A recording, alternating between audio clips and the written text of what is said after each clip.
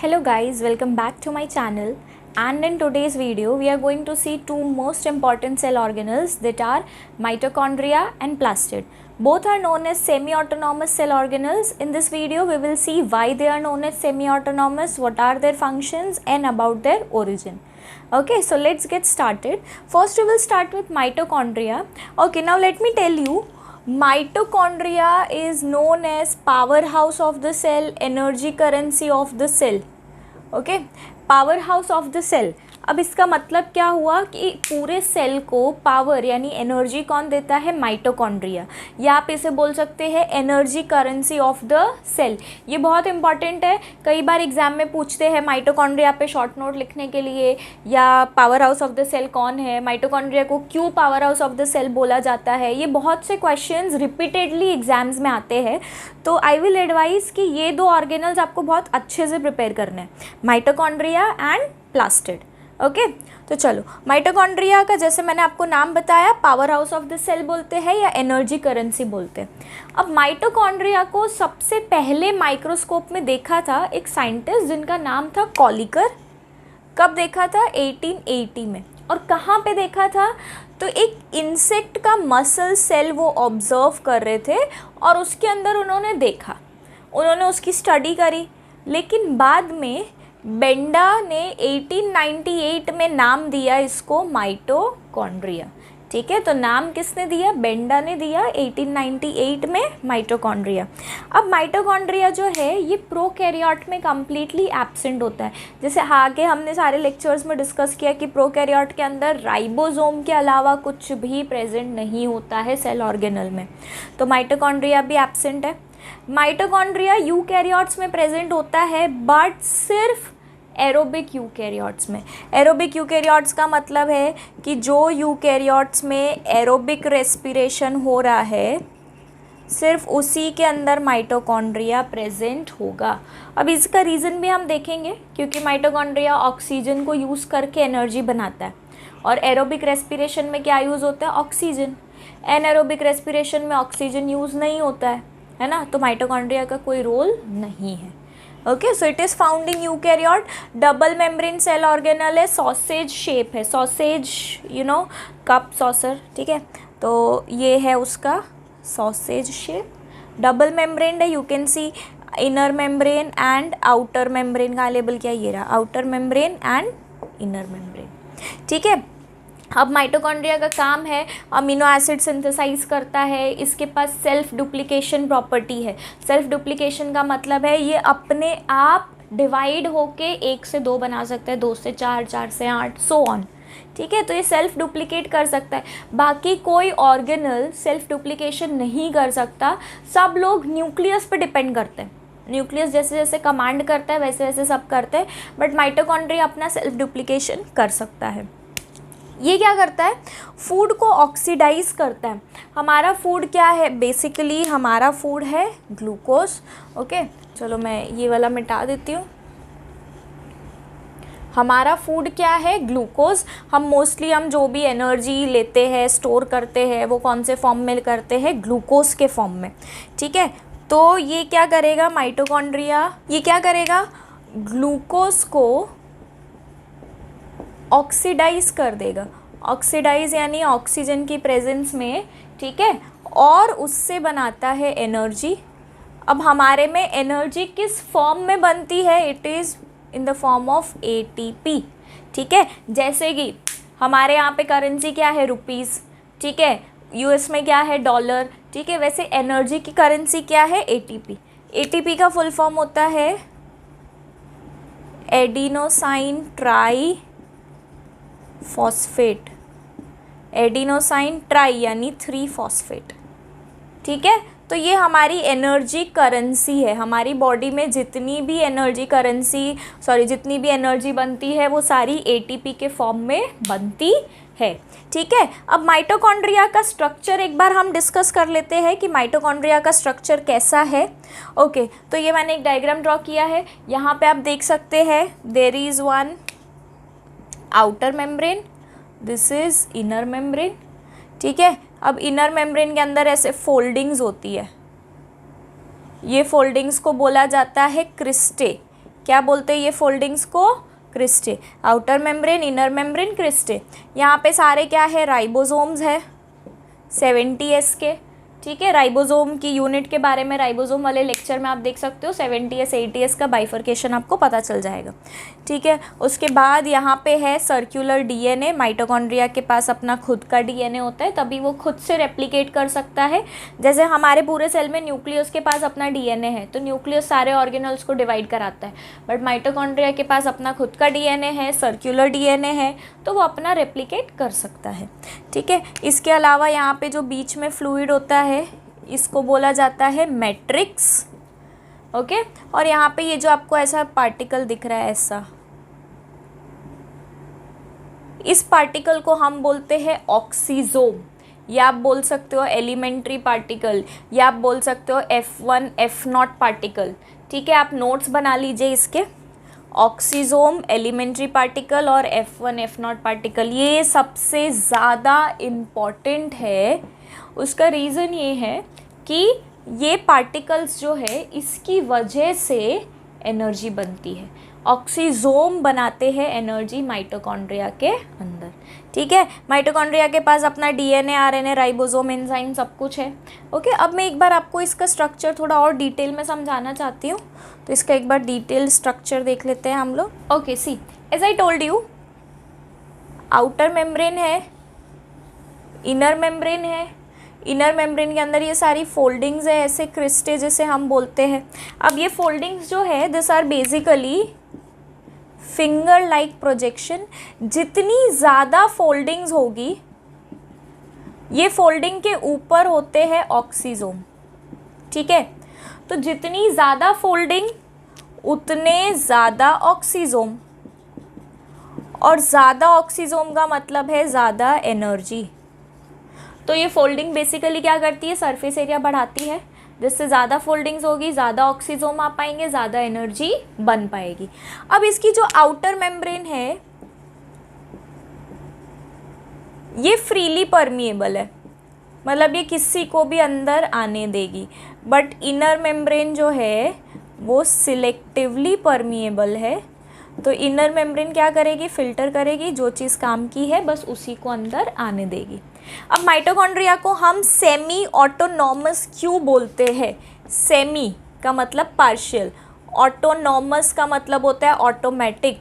Partially automatic इसलिए बोलते हैं क्योंकि उसके पास अपना डीएनए है, आरएनए है, राइबोसोम है, तो इस वजह से ये अपने खुद के प्रोटीन्स बना सकता है, खुद अपना डुप्लीकेट हो सकता है। इसको न्यूक्लियस पे इतना ज़्यादा डिपेंड करने की ज़रूरत नहीं है, इसलिए हम इसको बोलते हैं सेमी ऑटोनॉमस सेल ऑर्गेनल। एक और सेल ऑर्गेनल है जिसे सेमी ऑटोनॉमस बोलते हैं, दैट इज़ प्लास्टिड। इसके बाद हम प्लास्टिड देखने वाले हैं।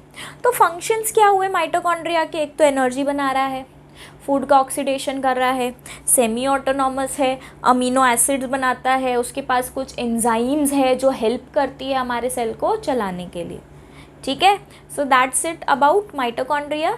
Now we will see our next cell organelle, that is plastid. Okay okay, so now next is plastid.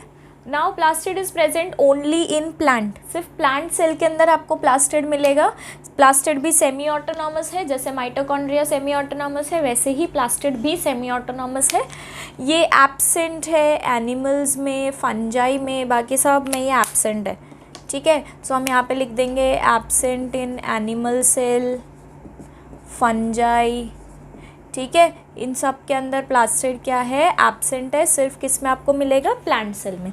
अब प्लास्टिड को हम डिवाइड करते हैं, 3 तरह के प्लास्टिड होते हैं, क्लोरोप्लास्ट, क्रोमोप्लास्ट और ल्यूकोप्लास्ट। ठीक है, क्लोरोप्लास्ट के पास होता है क्लोरोफिल, जो ग्रीन कलर का पिगमेंट है और कहाँ पे प्रेजेंट होता है? लीव्स में, और ये हेल्प करता है किस में? फोटोसिंथेसिस में।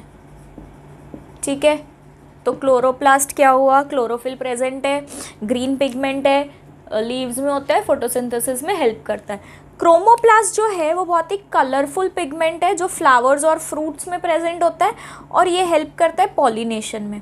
कैसे हेल्प करेगा पॉलिनेशन में? तो इसका जो कलरफुल है, कलर्स है, ये अट्रैक्ट करते हैं इंसेक्ट्स को, तो इसलिए ये पॉलिनेशन में हेल्प करता है। ल्यूकोप्लास्ट कैसा है? कलरलेस है, इसका काम है स्टोरेज, प्रोटीन, स्टार्च, फैट, इन सबको ये स्टोर करता है।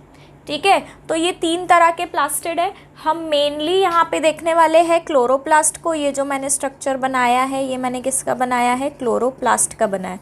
क्लोरोप्लास्ट को हम देखेंगे क्योंकि ये किस में हेल्प कर रहा है? हमें फोटोसिंथेसिस में हेल्प कर रहा है। ठीक है, तो यहाँ पे हम क्लोरोप्लास्ट के स्ट्रक्चर को देखेंगे। अब क्लोरोप्लास्ट का अगर मैं आपको स्ट्रक्चर बताऊं तो वो भी डबल मेम्ब्रेन स्ट्रक्चर है माइटोकॉन्ड्रिया के जैसे। ठीक है, कैसा है? ये भी डबल मेम्ब्रेन स्ट्रक्चर है। Okay, so let me start with chloroplast. So chloroplast is first double membrane mitochondria के जैसा। ठीक है, ये दिख रहा है आपको, inner membrane and outer membrane, 2 membranes आपको दिख रही है। ठीक है, इसके अलावा क्लोरोप्लास्ट के पास राइबोसोम है।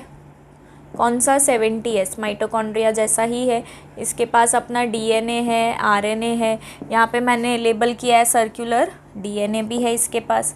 ठीक है, तो इसकी वजह से वो अपने आप को डुप्लीकेट कर सकता है, इसलिए हम इसको क्या बोलते हैं? Semi autonomous.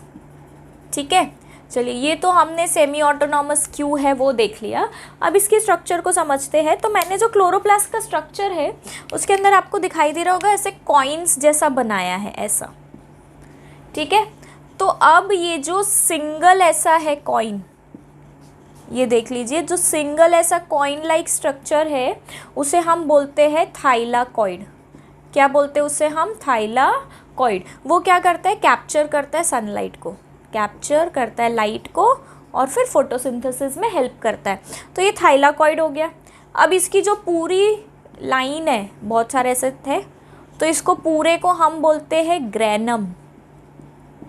क्या बोलते हैं इसको हम? ग्रेनम। तो ये देखिए, ये एक सिंगल हो गया थाइलाकॉइड, ये पूरे हो गए ग्रेनम, और ग्रेनम सिंगुलर है। अब आप देख रहे हो जो प्लास्टिड हमने बनाया है उसमें से बहुत सारे ग्रैनम है। ये एक ग्रैनम ग्रैनम ग्रैनम, बहुत सारे ग्रैनम है, तो उसको हम क्या बोलते हैं? प्लूरल क्या है? ग्रैना। क्या बोलते हैं उसको? ग्रैना। ये चीज़ अच्छे से समझना। जो सिंगल कॉइन है उसे बोलेंगे थाइलाकॉइड, जो पूरी उसकी स्टैक है उसे बोलेंगे ग्रैनम, और बहुत सारी स्टैक को बोलेंगे ग्रैना। अब इनको जोड़ने के लिए यहाँ पे बीच में कनेक्शंस बनाए जाते हैं। ये आप देख सकते हैं, यहाँ पे मैंने कनेक्शंस बनाए इसको जोड़ने के लिए। ये कनेक्शंस को बोला जाता है लेमिले। क्या बोलते हैं ये कनेक्शंस को?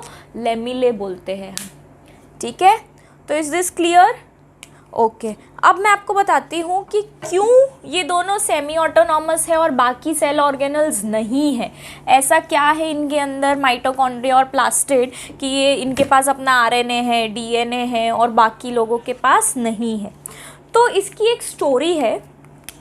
ऐसा हम बोलते हैं कि जो माइटोकॉन्ड्रिया है और प्लास्टिड है, ये पहले एक टाइप के इंडिपेंडेंट सेल हुआ करते थे।